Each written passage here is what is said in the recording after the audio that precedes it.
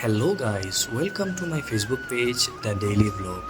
ৰাতিপুৱাৰ পৰা নেৰানেপেৰা বৰষুণৰ ফলত শুনিবলৈ পাইছোঁ যে আমাৰ যমুনা নদীত পানীয়ে এটা বহুত ভয়াৱহ ৰূপ ধাৰণ কৰিছে।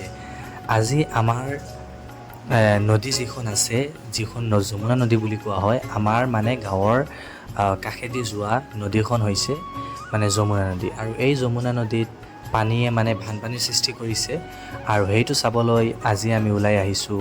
আৰু আপোনালোকে চাব পাৰিব আমাৰ গাঁৱৰ যিবিলাক ৰাস্তা আছে ইমানে ভাল নহয়।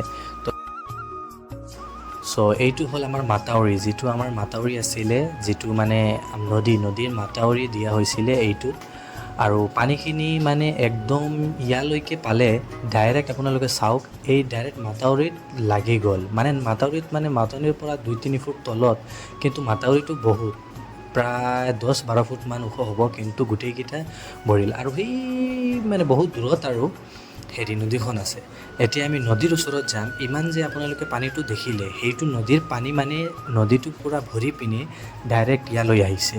এতিয়া আমি নদীটো চাবলৈ যাম বলক। এয়া চাওক, ইয়াৰ পৰা আমি এটা ভিউ কেপচাৰ কৰিলোঁ। পানী ইমানেই বাঢ়িছে আৰু পানীৰ যিটো সোঁত আছে, যিটো স্পীডত পানীটো গতি কৰি আছে, বহুত এটা ভয়ংকৰ দৃশ্য। আৰু এয়া আমি নদীৰ কাষলৈ গৈ ভিডিঅ' কৰিবলৈ চেষ্টা কৰিম। এইটো আমাৰ যিটো মাতাউৰি আছে, সেইটোৱেই মাতাউৰিটো। এইটো ডাইৰেক্ট ইফালে বহুত দীঘল আছে, যিটো আমাৰ পৰা গাঁওখনে কভাৰ কৰি ৰাখে, যাৰ কাৰণতে আমাৰ গাঁৱত পানী নুঠে। এয়া আমি মাতাউৰিৰ পৰা অলপ নামিবলৈ চেষ্টা কৰিছোঁ।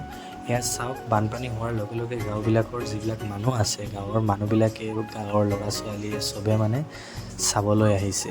ইয়াৰ পৰা আমি নামিলোঁ মাতাউৰিৰ পৰা। আমি ডাইৰেক্ট নামি পিনে যিটো পানী, এয়া চাওক, একদম পূৰা পূৰা সিফালেদি যিটো চৰ বুলি আমি কওঁ, ডাইৰেক্ট একদম পানীৰে আবৃত হৈ আছে। এয়া চাওক, পানীখিনি গোটেইখিনি একদম পাৰ যিটো আছে, পাৰ গোটেইখিনি একদম এনেকুৱা লাগিছে যে চবেই পানীয়েই হৈ গ'ল।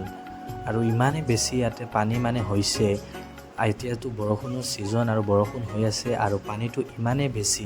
চাওক, এই যিটো আপোনালোকে অলপ অলপ জগা দেখি আছে, সেউজীয়া ৰঙৰ মাটি ওলাই আছে, গাছপাত, এয়া চাওক, এইটো ডাইৰেক্ট ফিল্ড এখন আছে ইয়াতে। এইটো ফিল্ডত আমি ফুটবল খেলোঁ, কিন্তু পানী যে ইমানেই বেছি, ফিল্ডখন গোটেইখন একদম পানীৰে ভৰি। গাইজ, আজিৰ কাৰণতে ইমানখিনি। যদি ভিডিঅ'টো ভাল লাগে, ভিডিঅ'টো শ্বেয়াৰ কৰি দিব, লাইক কৰি দিব, আৰু আমাৰ পেজটো ফ'ল' কৰি ৰাখিব। ধন্যবাদ।